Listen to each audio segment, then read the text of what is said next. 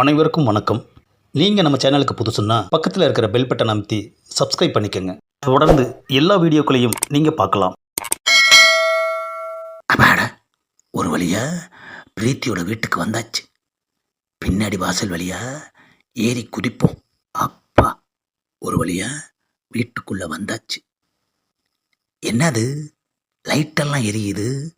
ஒருவேளை அப்பாவும் அம்மாவும் முழிச்சுக்கிட்டு இருப்பாங்களோ? ஆமாம் ஆமாம், பொண்ணை காணோன்னு தவிச்சுக்கிட்டு இருப்பாங்க. எப்படி தூக்கம் வரும்? என்ன அது, பிரீத்தி சொன்ன இடத்துல செல்ஃபோனை காணோம். ஒருவேளை வேற இடத்துல வச்சிருப்பாளோ? போய் தேடுவோம். ஆஹா, என்னது, பிரியாணி வாசம் மூக்க தொலைக்குது. போய் பார்ப்போம். ஆஹா, டேபிள் மேலே பிரியாணி. ஆஹா, பிரிச்சே வச்சிருக்காங்களேயா. என்ன பிரியாணி? லவ்லி பிரியாணி. ஆஹா, பிரிச்சிருக்காங்க. பொண்ணு இல்லாத துக்கத்தில் சாப்பிடாம அப்படியே வச்சிருக்காங்க.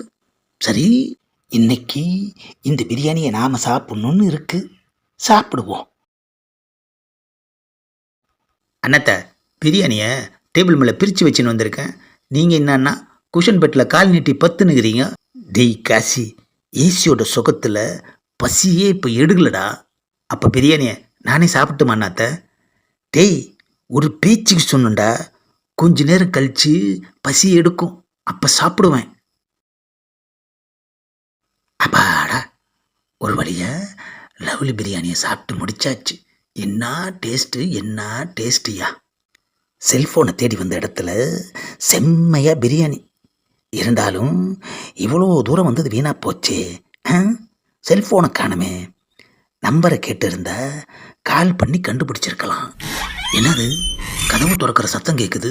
ஆஹா, எஸ் ஆகிட வேண்டியதுதான். டேய் காசி, பிரியாணி வாசம் மூக்க தொலைக்குதுடா. நான் தான் சொல்லினேன் அத்தை, சூடாகவே சாப்பிட்டு வந்துருக்கலாம். நீ என்னடானா சக்கமாக படுத்துக்கின நேரத்தை ஓட்டிக்கினேன்.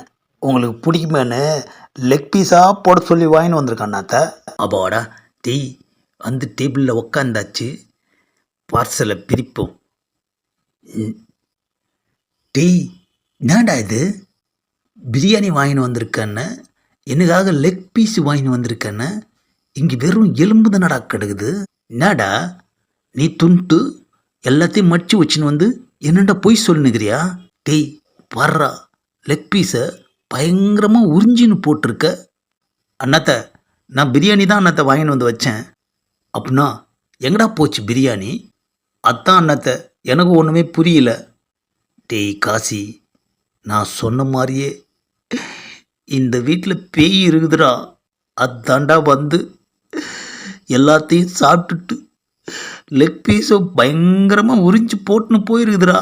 அண்ணாத்த, பேயெல்லாம் வந்திருக்காது அண்ணாத்த. அப்புறம் மனுஷன் வந்தான்னு சொல்லிக்கிறியா? டேய், உள்ளதான் நாம கீரோம்ல, அப்புறம் எப்படா வருவாங்க? அதான் அண்ணாத்த, எனக்கும் டவுட்டாக கீது.